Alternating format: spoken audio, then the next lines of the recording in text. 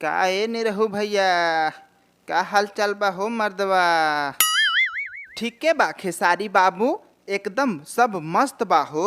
अपन बताव, सुनले रही कि तोहरा के हेलीकॉप्टर से धक्का मार देले रहुअन, त तू कैसन बाड़ अब ई बतावा ए खेसारी बबुआ। ए निरहु भैया, मारले त रहे सरवा, लेकिन अब ठीक हो गइल बानी। चला भाई, भोला बाबा के कृपा से तो तोहर जान बच गईल।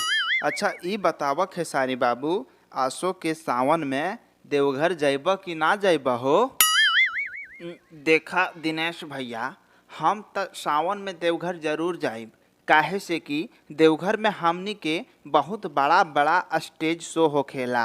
आ तू बतावा निरहु भैया कि सावन में देवघर जइब कि ना जइब हो? वहाँ पे ना कजलियो आई, ठुमका लगाई स्टेजवा पर, ठुमका सावन के गाना में हो।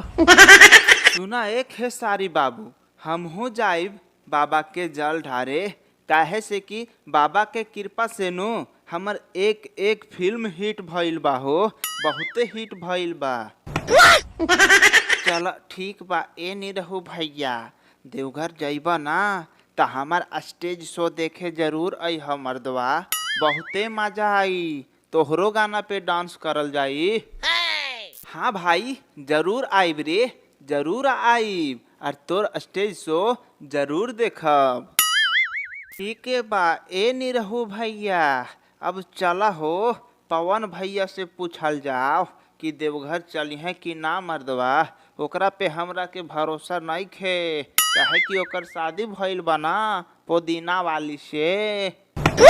उ सब त बात ठीके बा बाबू, चला हाउ रहल पवन भैया, मुहे मुही पूछ लिहल जाओ कि देवघर जई हैं कि ना जई हैं।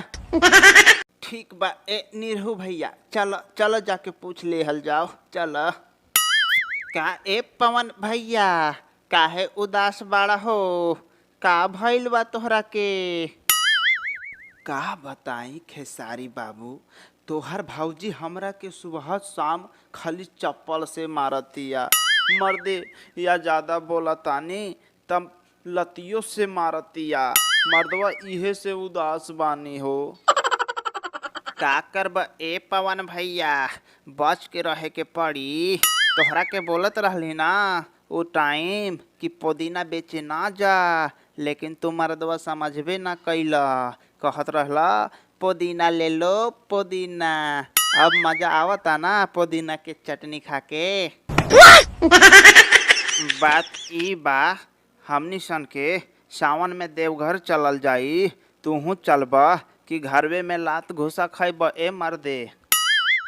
चल भाई चलब, हमहू पार्टनर खोजत रहनी, भोले बाबा से मांगब कि पुदीना वाली मेहरारू के समझावस, बहुते मारेली साली।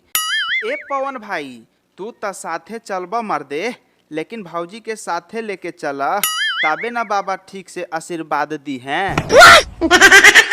ठीक बा भाई, टेंशन जन ल, ओकरो के साथ में लेके चलल जाओ, और ओकरो के जलवा ढराइब जा, तबे नो बाबा खुश होके आशीर्वाद दी हैं।